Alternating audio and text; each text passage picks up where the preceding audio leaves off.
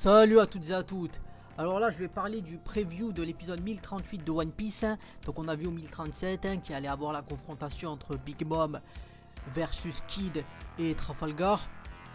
Qui allait avoir Nami, maintenant qu'elle a le bâton, qui a Zeus qui peut pas sortir. Il va sûrement y avoir un combat avec Ulti. Et surtout, bon, Luffy qui est sous l'eau malheureusement.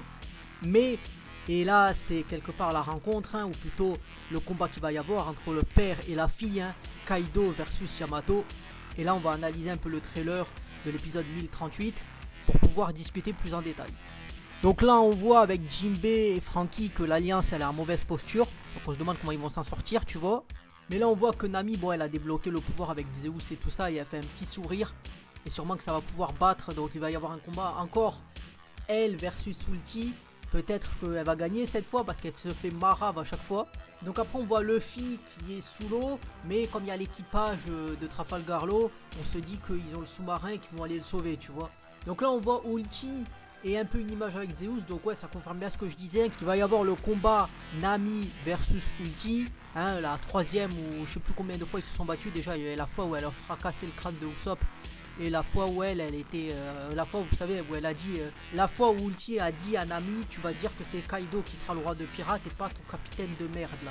Et elle a pleuré, elle a dit non, ce sera quand même Luffy. Il va peut-être mourir, mais quand même on respecte Mugiwara no Luffy, Monkey D. Luffy. Donc là qu'est-ce qui se passe?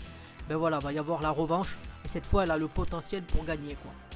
D'ailleurs on voit que l'épisode il va être centré sur Nami, puisque c'est coup fatal de Nami, Otama tente le tout pour le tout.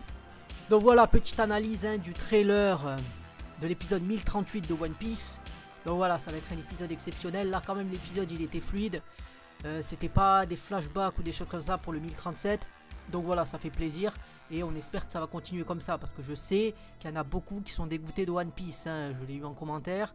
J'ai eu des remarques de certains. Ils m'ont dit l'anime il prend trop de temps. Les scans ça prend trop de temps.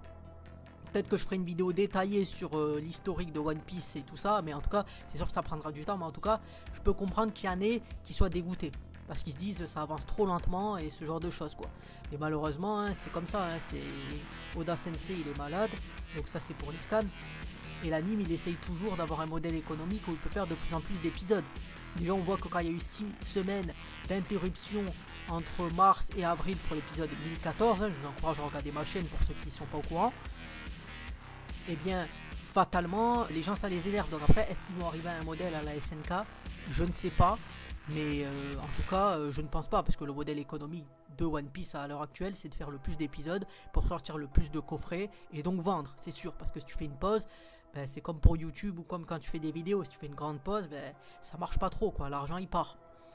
Donc voilà, je vais arrêter la vidéo ici. Si vous l'avez aimé, pensez à vous abonner, à commenter, à liker et à vous abonner. Comme je dis souvent, ça aide à faire grandir la chaîne, ça vous demande pas beaucoup de temps. Et ça vous permet d'être reconnaissant envers moi et pour les choses que je fais aussi. C'est Moedra, ça restera Moedra. Moi je vous dis salut et à plus pour un prochain épisode.